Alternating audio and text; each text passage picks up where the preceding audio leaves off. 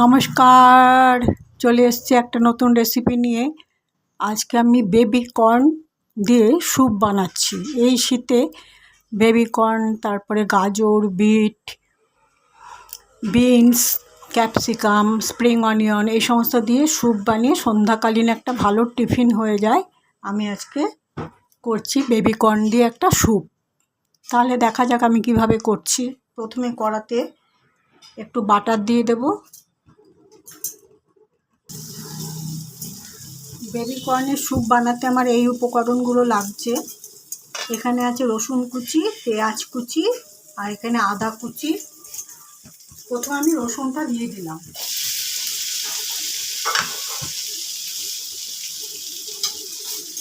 এই যে বেবি কর্নগুলোকে আমি এরকমভাবে ধুয়ে কেটে নিয়েছি। আর এখানে আছে পেঁয়াজ কলি। এই যে এই উপকরণগুলো আমার লাগবে।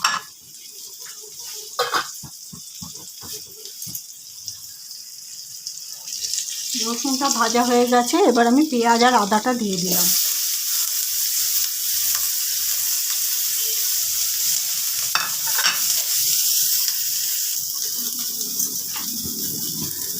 স্যুপ বানানোর ক্ষেত্রে আমি বলে দিচ্ছি, পেঁয়াজ, রসুন, আদা, বেবি কর্ন বা যা দিয়েই আপনারা স্যুপ বানান না কেন, ডিপ ফ্রাই কখনোই করবেন না। অল্প একটু ভাজার পরেই আর যাহার সাহায্যে আমি করছি স্যুপটা সেগুলোকে দিয়ে দেবেন। আমি এগুলো ডিপ ফ্রাই করছি না, একটু ভাজা হয়েছে।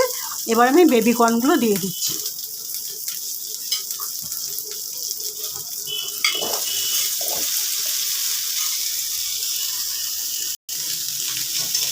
এবারে দিয়ে দিচ্ছি এই পরিমাণ নুন।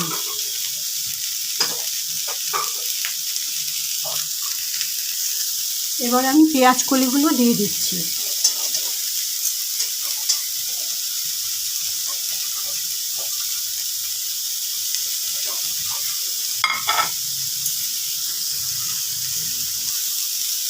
দিয়ে দিচ্ছি সামান্য একটু নুন।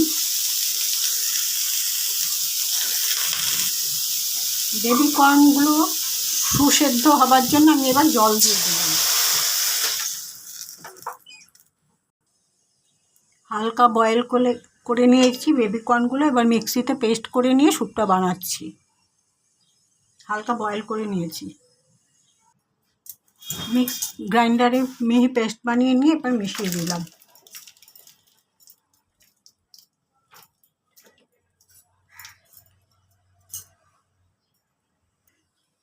একটা বাটিতে দু চামচ কর্নফ্লাওয়ার গুলেছি আর গোলমরিচের গুঁড়ো দিয়েছি, সেটাকে এখন এর মধ্যে দিয়ে দিলাম। এর মধ্যে আপনারা চিকেন ঘরে থাকলে বোনলেস চিকেনও দিতে পারেন। আমিও বোনলেস চিকেন দিয়ে করি, আজকে করলাম না, আজকে ভেজ স্যুপটাই করছি। এবারে দিয়ে দিচ্ছি আরও একটু গোলমরিচের গুঁড়ো।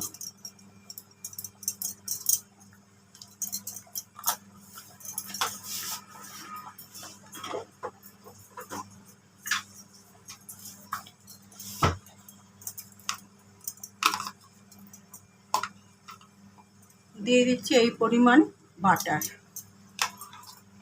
আমার স্যুপটা পুরো রেডি হয়ে গেছে। আপনারা যখন স্যুপ বানাবেন অবশ্যই গরম গরম পরিবেশন করবেন। আমি এক্ষুনি গ্যাস নিভিয়ে দিচ্ছি, পুরো রেডি। আপনারা চিকেন দিয়েও করতে পারেন, তবে অবশ্যই বোনলেস চিকেন যেন সেটা হয়। আর আমি এতে স্প্রিং অনিয়ন ব্যবহার করেছি, আপনারাও তাই করবেন। ক্যাপসিকামও দেওয়া যায়, গাজরও দেওয়া যায়, বিনসও দেওয়া যায়, কড়াইশুঁটি দেওয়া যায়। আমি আজকে শুধুমাত্র বেবি কর্ন দিয়ে করলাম, আর একটু পেঁয়াজ কুলি দিয়েছি, আর পেঁয়াজ, রসুন, আদার কুচি সে তো দেখালামই। সে যাই হোক, আমি আমার ভিডিওটা এখানে শেষ করছি। দেখা হবে পরবর্তী একটা ব্লগে, নতুন রেসিপি নিয়ে আসবো। সবাই ভালো থাকবেন। নমস্কার।